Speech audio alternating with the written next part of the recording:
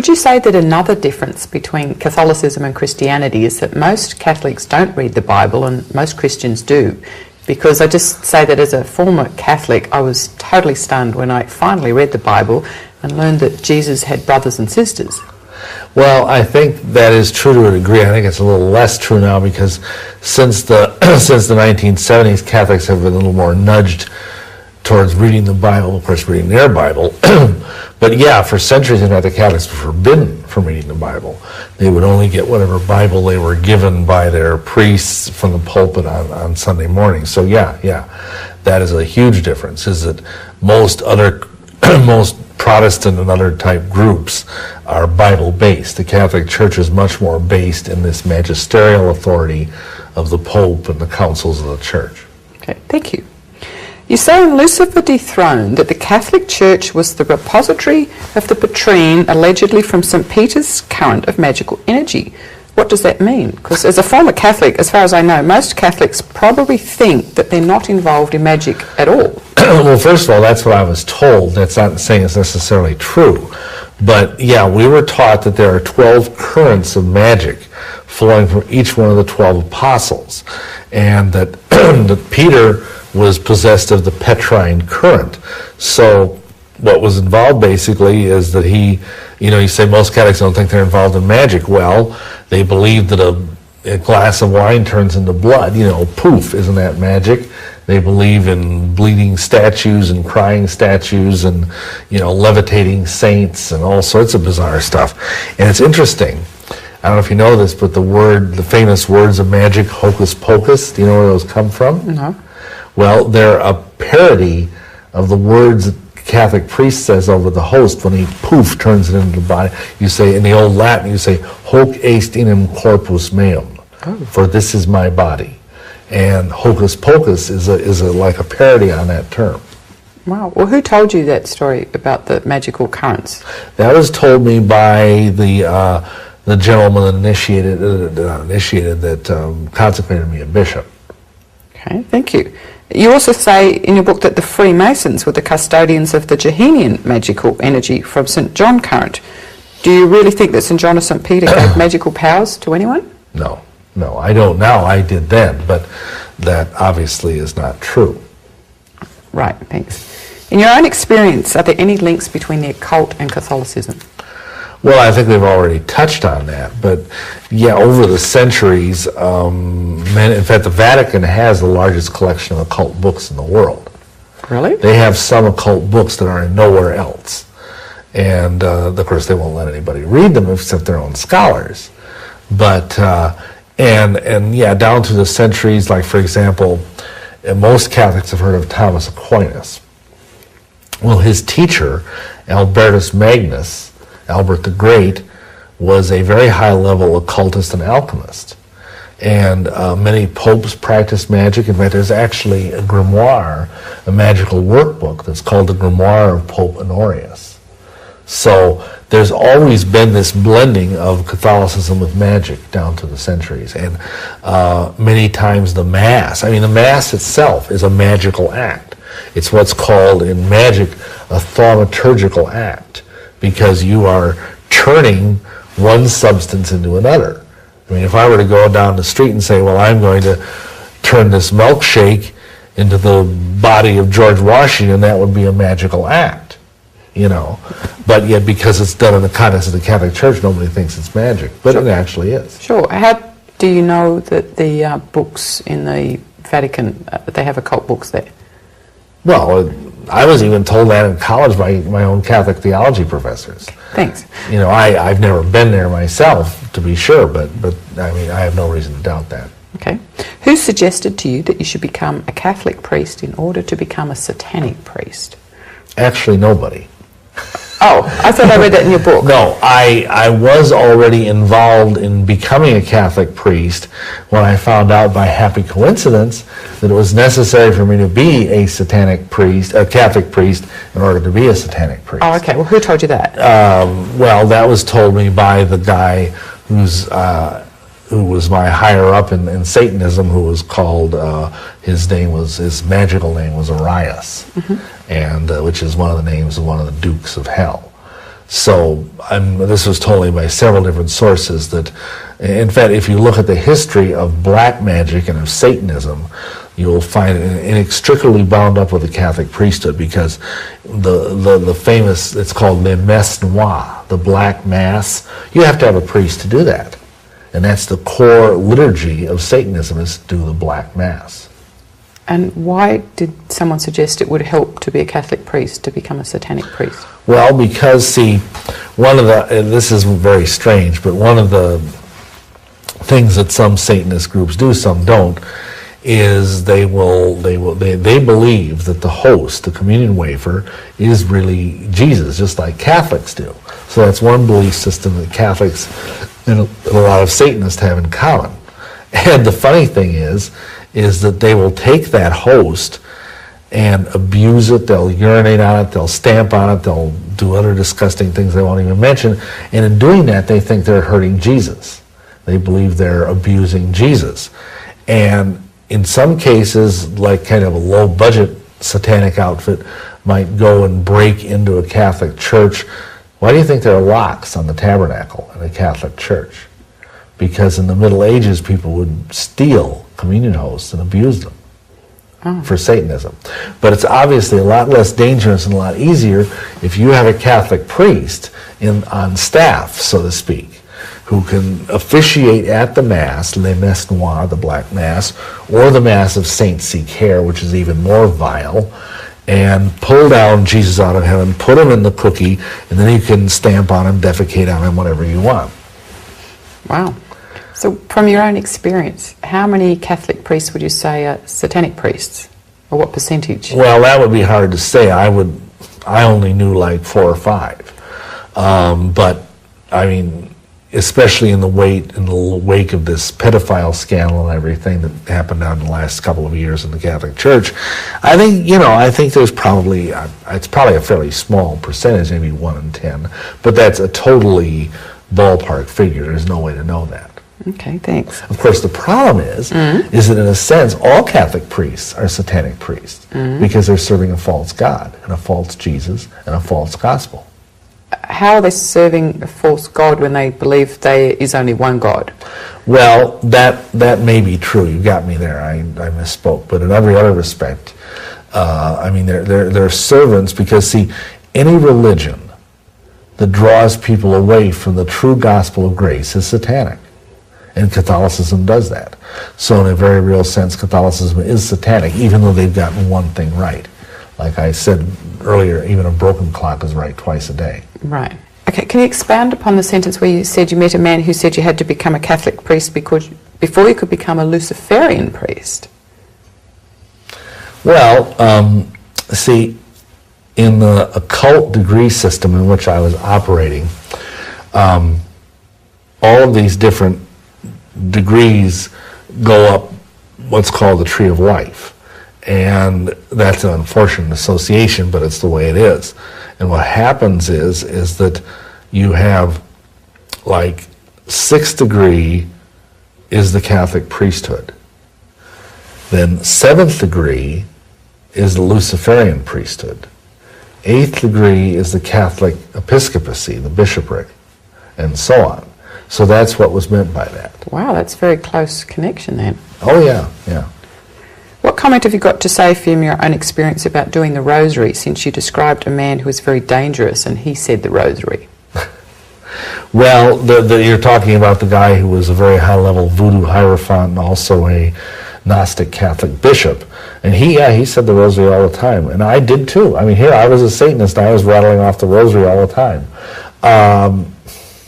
The problem is it's a kind of mood-altering, conscious-altering thing, just like a mantra, because you're over and over again, you're saying, Hail Mary, full of grace, blah, blah, blah, you know, and you say it so rapidly, and whatever, then they give you something to meditate on. They have what are called the mysteries of the rosary. So, for example, you might meditate on the first joyful mystery of the rosary, which is the Annunciation, which is when Gabriel came and told Mary that, you know, she was going to have the Savior.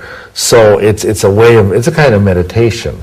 And I think, to that extent, you're mumbling off vain repetitions. As Yeshua warns us, we're not supposed to make vain repetitions. There are people that say rosary after rosary after rosary after rosary.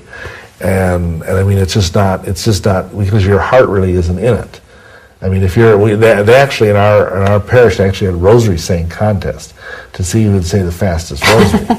So, that's kind of on the same level of, like, you go to Tibet and they have these prayer wheels where you just spin this big wheel, and it is, as fast as the wheel spins, it's saying a prayer. I mean, it's pagan superstition. It's nothing out of the Bible.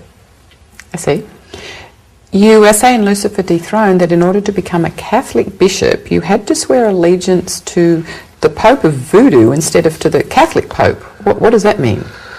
Well, it happens that the fellow that consecrated me a bishop was a Gnostic archbishop who was in obedience to the Pope of Voodoo down in Haiti, who at that time was Hector Francois Germain. And basically, there's a very strong correlation between voodoo and Catholicism. I mean, basically, you've probably heard the statement that in Haiti, everything is 90% Catholic and 100% voodoo. Mm-hmm. And all the Catholic saints are basically involved in voodoo. And in most third world or developing countries, you will find a profound mixture of Catholicism with local, what is called cultural spiritism. Let me give you an example. A friend of mine was in the Philippines, which is heavily Catholic, during Holy Week. You don't want to be in the Philippines during Holy Week. It's a nut house. The streets are packed with all these bizarre people nailing each other crosses and flagellating themselves, and he said it was the most horrifying thing he'd ever seen, because there'd be all these Catholic churches up and down the street, and the priests were out in front sitting on a little lawn chair selling shrunken heads for the festival, literally shrunken heads. Ooh. And there'd be throngs and throngs of people. And they'd have he said it was really grotesque. They had this giant dead Jesus laying on a bier, like a statue or a paper mache float kind of thing almost, with real human hair attached to it. And the hair was long. It would like fall down almost to the ground. And they had like about 8 guys carrying this, as a processional. And these throngs of people would come up to it, and they'd touch the hair. And then they'd kiss it, and then they'd like go off into some trance. And it was so crowded that the person would fall. It was kind of like a mosh pit. The person would fall down and be carried on the top of the crowd, back off, and then they'd fall to the ground and lay there and foam at the mouth. And then the next person would come up and touch the hair, and he'd do his. I mean, it was very, very bizarre. And you see the same thing in Haiti. And that's because Catholicism is just thinly veiled paganism. And when you have these kind of festivals like this, the varnish cracks, and you see what's really behind the mask, which is flat out paganism. Wow, thank you. Have you got some other stories of hypocrisy within different religions from your own experience? Do you have all night? Yeah, right, I was thinking maybe one good story. Well, let me address something that I wanted from before about the other thing you asked. The problem is that Catholicism has always been willing to compromise. It's always been willing to go into the country, and it sort of invades and sort of take over the pagan stuff that was in that country. That's why you have all these weird patron saints and these weird practices in various Catholic countries. And it's a syncretism, which is not biblical. What does syncretism mean? Syncretism means taking a little bit from here, a little bit from there, and a little bit from here, and a little bit from there. And when you see 20th century 21st century Catholicism, you're seeing a crazy quilt faith. And you've got to realize, I'm sure a lot of people who have seen this video are Americans, and Catholic or otherwise. And that's not the Catholic Church I just described is not the Catholic Church they see in the street corners of Chicago or St. Louis or New York. The Catholic Church in this country, because it's in the minority, has to behave itself. But the Catholic Church in Latin America, in the Philippines, in other countries where it is dominant, where it is the power, is a ravening tiger. And all this pagan stuff just comes out in a way that you never see here in America. Because here in America, the Catholic Church has to put on its best face. And even then, we have hundreds of priests sexually molesting babies and children. Yes. So, as far as hypocrisy, I mean, I don't know where exactly you're going with that question, because obviously every church, every religion has its share of hypocrites, has its share of people that talk the talk but don't walk the walk.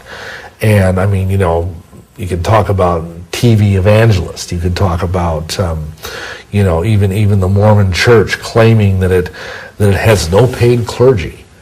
And yet the combined tax returns of the first presidency of the Mormon Church back in the early 80s was like over $100 million. You can talk about, people that are building lavish crystal cathedrals while people are laying in the gutter starving to death. I mean, there's all kinds of that. And I think whatever faith it might be, it's a reproach to Yeshua, it's a reproach to Yahweh, because they all had a heart for the poor and the downtrodden and the destitute. And unfortunately, I mean, there's many good Christian institutions that are taking care of these people, that have rescue missions in their cities, and that's wonderful. But for every one of them, there's also some clod that's running around in, $5,000 suits and $2,000 Rolex watches and whatever, and driving around in a Mercedes-Benz and saying, "Oh, I'm a humble preacher of the gospel." It's an abomination, and those people are going to be judged. I agree. I imagine that many people hear about you getting on to all this satanic stuff think you had a bad heart. Did you? Well, I was a sinner. I had it in a sense that, everybody who's not saved has a bad heart. I had an unclean spirit. But I think if you taught not just people, not just my wife, but other people who knew me back then, they would say I was basically a pretty nice guy. I was always, both of us, my wife and I, were always trying to help people. We were always trying to bring healing into their lives, and we thought these various things, whether it was the occult or even, it sounds bizarre, but even Luciferianism or Satanism, we thought we could do these things, because a lot of people don't realize in the Satanic Bible there is a ritual of compassion, which is used to pray for healing for someone that you love. Okay, thank you. You wrote that you offered a Catholic Mass for a sign of whether or not Jesus and Lucifer were on the same side. Mm-hmm. What happened then? Well, that was one of the stranger things in my early career. I had this strange, blinding revelation in my mind that I felt I had a supernatural insight that Yeshua and Lucifer were actually the same being, which is obviously totally insane if you know the Bible. And because it was so mind-staggeringly insane, I thought, well, I'm going to do what a good Catholic priest would do. I'm going to say a Mass of the Holy Spirit, which is a special kind of Mass that you say when you're trying to seek divine guidance. And my wife was there, and a young man who I was training for the diaconate was there as an altar server. And I'm doing the Mass in my own little I had a private chapel in our apartment. And when I came to the part where you say the words of institution over the wine, where you're supposed to be able to turn the wine into the blood of Jesus, as I was saying them, it started to fizz and bubble. And by the time I was done, it had turned into real blood. Now, I wasn't sure what was going on at this point, and I kind of freaked a little bit. And I took one of the altar linens and just very gently dipped it into this chalice of wine, and it came out looking like a blood stain. It did not look like a wine stain, because usually wine stains are more purpley colored and blood stains are more reddish brownish colored. And I tried sipping it, and it was blood. And I had both my wife and this other fellow come up and look, and it was blood. So I didn't really know what to do, but I figured, well, this is the sign. Now it was interesting because my bishop worked as a chemist by day. And so what I did is I took this piece of altar linen that had the blood stain on it, so I thought, and I cut it off.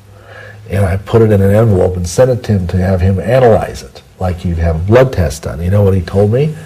He said that it was human blood, but of a type utterly unknown. Never been seen before. So I thought, wow, this is it. And of course, Yeshua warns us that a wicked and adulterous generation seeks after signs. So, I was a fool. What did you think it was a sign saying? I thought it was a sign saying that, yes, my insight was correct, that I could follow Lucifer and Jesus at the same time. Okay, and in retrospect, who do you think, what was the truth of all that? Well, of course, I think the whole Mass is a satanic sacrament to begin with, but I think that was a miracle, one of over a dozen or more that Satan did, because, the Bible makes it clear he can do lying signs and wonders so as to even deceive the elect. And I think it was a miracle that Satan caused to happen to deceive me and my wife and followers. Okay. So is there a difference then between asking for a sign and noticing when signs show up in your life? I think, there is, because on the one hand, people are always seeking after a sign, asking for a sign. They can be very easily deceived.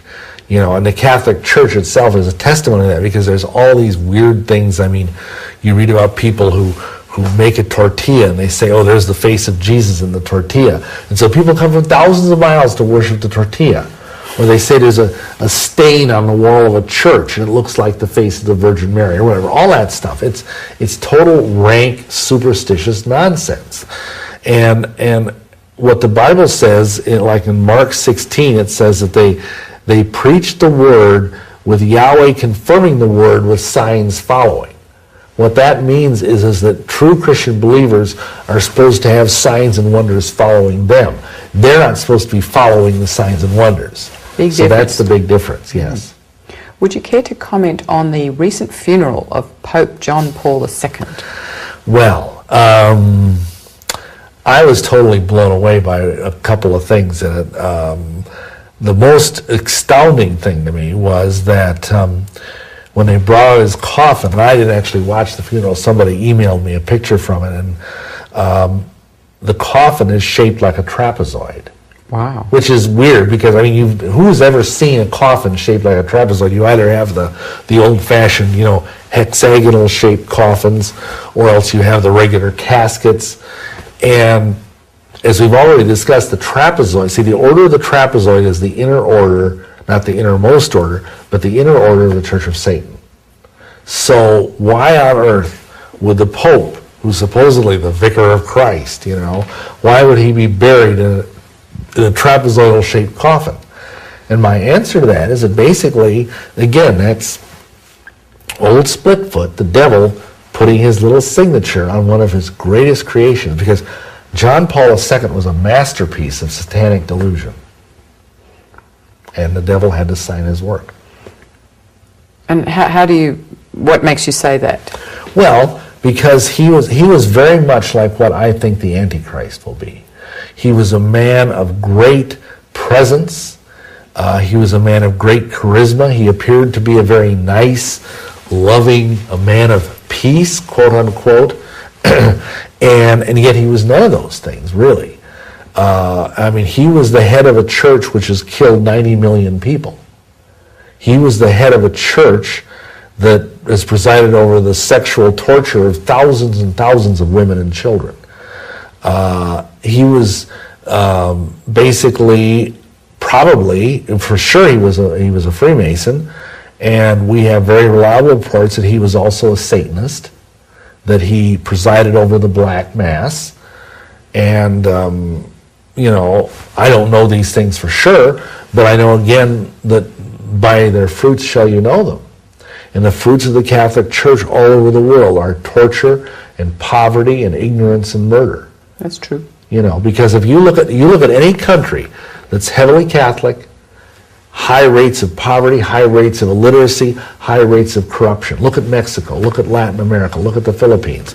You look at any country where the Bible, where a Bible-based religion has held some sort of sway, like for example in the United States, we have a higher rate of literacy, we don't have that much poverty, because, again, by the fruit shall you know them.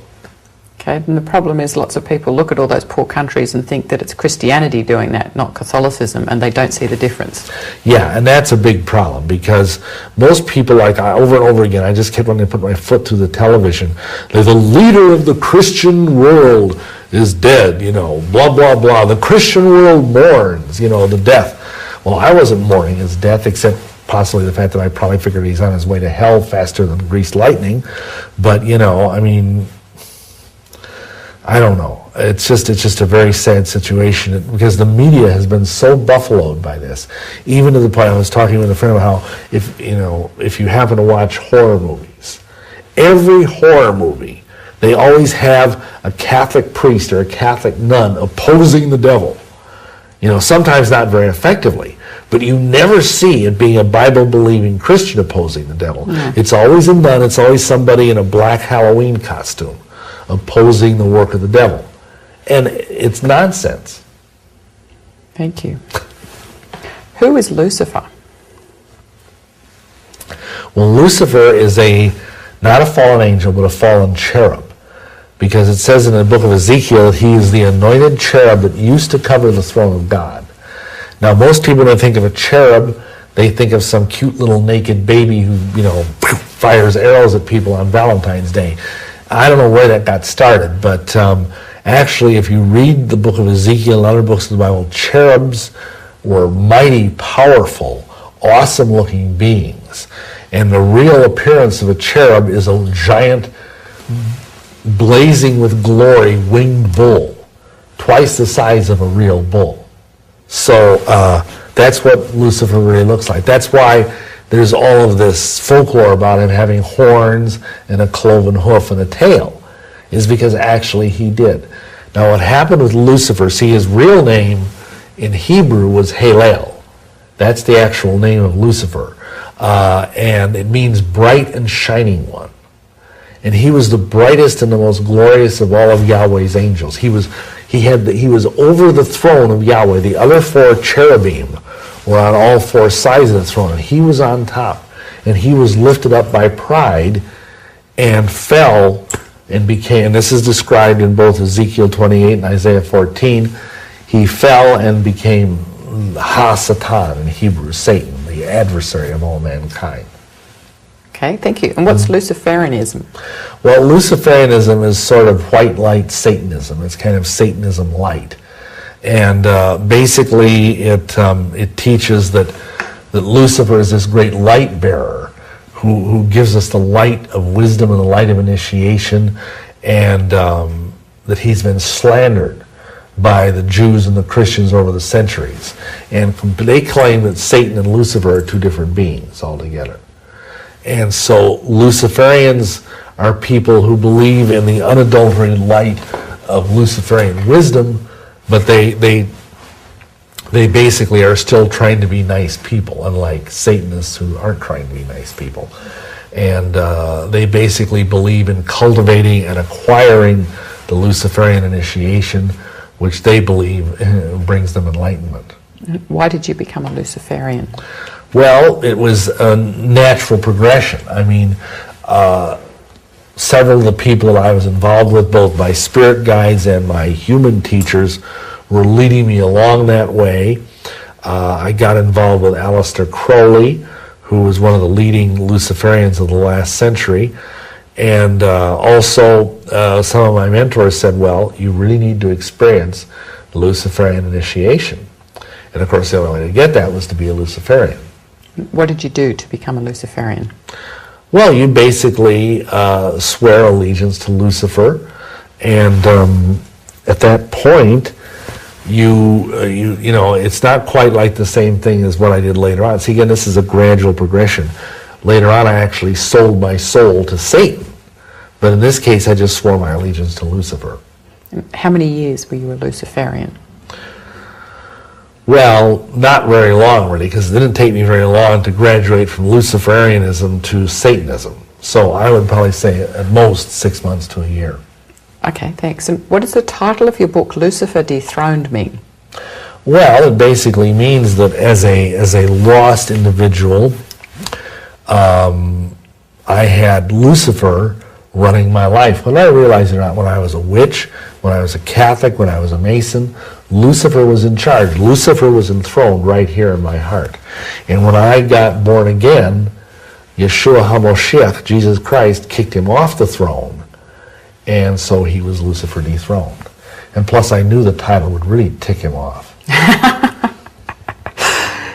In your book, Lucifer Dethroned, you say something about believing that the devil being Christ. Would you explain that?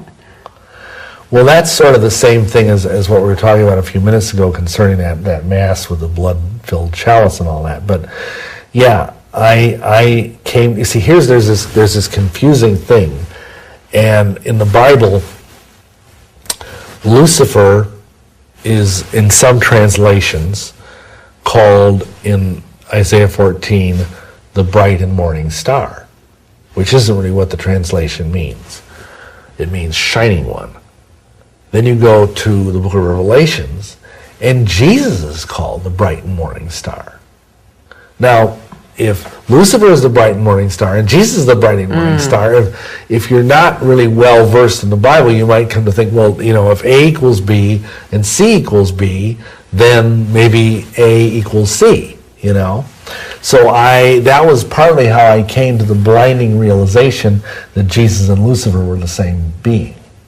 So you came to that realization yourself? Yes. No one told you that? No. Okay. So, well, probably somebody did, but it was a disembodied somebody. Right. Is there such a thing as a Luciferian priest? Yeah, sure. And did you ever become one?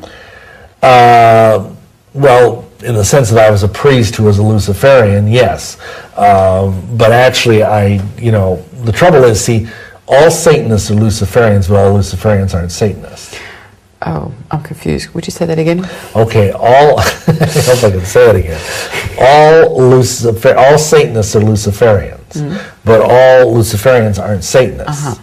So when most people use the word Satanist and Luciferian in almost a synonymous way, and there's only a little bit of difference between them. But what I mean by that statement is that all Satanists also believe there is a light side to Lucifer. They look at Lucifer and Satan as kind of like yin and yang, you know, the dark and the light, the positive and negative terminal that makes the universe work. And they call the false god Adonai, which is of course not a particularly good name for Yahweh, the true God of the Bible. So yes, I was a satanic priest who was also a Luciferian priest. Okay. Now, Lucifer was the most beautiful of the angels, and a lot of people think of beauty and goodness, of beauty and light as synonymous with goodness. So what do you have to say about that? Well, first of all, appearances can be deceiving. That's why Yeshua himself warned us to beware of wolves that are in sheep's clothing. Now, what is that? A wolf who wears sheep's clothing is trying to look beautiful. He's trying to look like a cute little cuddly, warm, fuzzy sheep that you want to hold in your hand and pet and all of that. And yet it's a ravening wolf.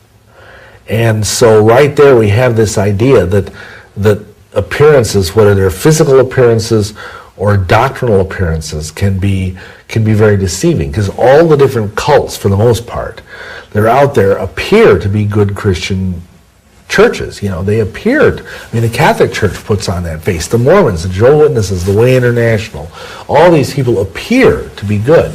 And even on an individual basis, there's this popular belief, if you're wicked, if you're evil, then you'll have this kind of, snarly, snaggletooth looking face. But unfortunately, one of the evilest women I ever met was also drop dead gorgeous.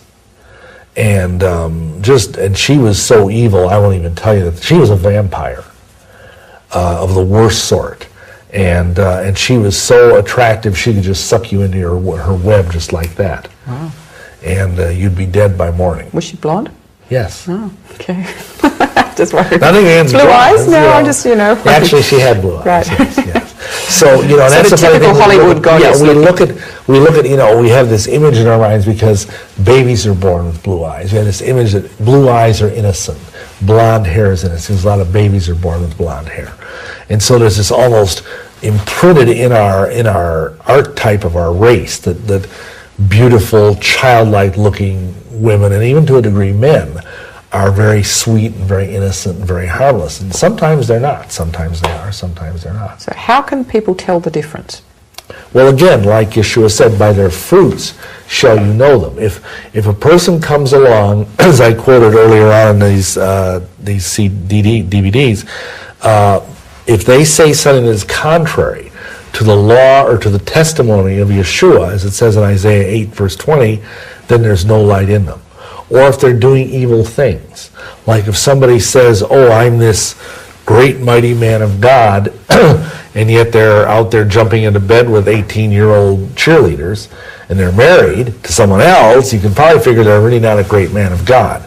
And I think the best way is to watch the person, is to see, because usually it's very hard to pretend to be a Christian, because the authentic agape love of Yeshua does not come out of you. It's forced. It's kind of like you got this, I'm this sweet, nice, gentle Christian, and you just got to love me, like that. And it's so fake, And the other thing is if you are a true Christian yourself, you have the Holy Spirit within you, and then your spirit will witness to the spirit that's in the other person. That's called the discerning of spirits, whether or not that person is a genuine Christian. Now, I met many people who were either well-known Christian leaders or just plain old ordinary Christians, and when I came into their presence, I could tell this person is a false brother or a false sister. And how can you tell? Is it a look in the eye, a feeling in your heart? A feeling, all of those things, but especially sometimes in the eyes, sometimes even, oddly enough, even the nose. Really? I can smell brimstone. Oh, okay. Wow. Yeah, because I think discernment is a key word for the coming times. Because the Antichrist, a lot of people think he's going to be very nasty, and they don't realize he's going to be wonderful. He's going to make John Paul II look like Saddam Hussein. He's going to be so nice and so charismatic and so handsome, and he's probably already walking the earth today. Wow. Do you have any warnings to make to people who get the idea that Christ told me to do it, or God told me to do it? Well, it depends. When it was a bad thing. Right. Well, again, the same verse, to the law and to the testimony. If what the person is being told to do does not conform, like if you say, God told me to rob a bank. Well, obviously we know right in the Ten Commandments it says, thou shalt not steal. Or I've actually had people tell me, God told me to go out and cheat on my wife, because it says, thou shalt not commit adultery. What part of that sentence don't you understand? So, again, when a person says God, now obviously it's not always that clear. Sometimes people will say, God told me to marry this person. And they're both single, so there's no clear-cut thing. But you need to, what I tell people is when you think that Yahweh is speaking to you, and I believe he does that, it says that, we are his sheep and we hear his voice, then you need to pray and ask Yahweh God to stop all lying and deceitful spirits from speaking to you. And ask that the spirit of truth, the spirit of power and of love and of a sound mind would fill your heart, your soul, your mind. And then if that impulse, that impression is still there, then it's probably either your own mind or else it's from Yahweh. It's not a demon. Very good, thank you. Mm-hmm. You were taught that Lucifer was the father or the elder brother of Jesus. Who taught you that and why? Well, those are two different teachings. The Mormons teach, the Mormons teach that Jesus is the elder brother of Lucifer. But in Satanism, I was taught that the father of Jesus was Satan. Wow. And they all believe that? No, they all don't believe that. Okay. Some people believe, like for example, if you read the Satanic Bible, you'll read a line which is extremely hateful, but it says, "Behold the crucifix." What does it symbolize? Pallid incompetence hanging on a tree. Some Satanists just despise Jesus and everything he stands for. Other Satanists believe that Jesus was actually a great Satanist, and that his father Lucifer slew him on the cross to free the world from the dread chains of Jehovah. So there's all kinds of twists and turns and spins to this evil theology. Okay. And just like, you got to understand, just like unfortunately most religions have this, and Christianity is especially notorious, just like there's many denominations in Christianity, there's many denominations in Satanism. Wow, so what is a Satanist? Well, a Satanist is a Luciferian with the gloves off. A Satanist is someone who basically, it depends, you got to qualify this, because if you're a member of like the Church of Satan or some of these other legally incorporated satanic churches, you believe in radical selfishness, kind of like an Ayn Rand objectivist type of philosophy where everything you do is for you. You are the center of the universe. And so if you want a woman, you take that woman. If you want something, you take it. It's just, take, gimme. And most Satanists believe in a literal devil. They believe he is like kind of a Miltonian anti-hero who's the ultimate symbol of rebellion. And so they believe that he is someday going to defeat Yahweh God and pull the Almighty out of heaven and resume the throne he once had up there. Because the book of Isaiah does say that the devil used to have a throne. He used to be enthroned over this planet by Yahweh, but he rebelled. So anyway, the Satanists basically believe in selfishness. They believe in fact, if you even like the nicest Satanists would probably be like the Church of Satan type Satanists. That sounds funny, and even they believe like, you should just kill useless eaters. If you're elderly or if you're ill or like, someone like this Terry Shine, well, just kill them, that they have no right to live. Like I saw the right-hand man of Zena LaVey, whose name is Nicholas Schreck on Sally Jesse Raphael many years ago, say that he'd just go into the nursing homes in this country and just shoot them all right in the head, And did you believe things like that when you joined the Church of Satan? No, I didn't. I was nicer. Okay, thank you. I had a nice upbringing. I don't think Nicholas Schreck had a very nice upbringing.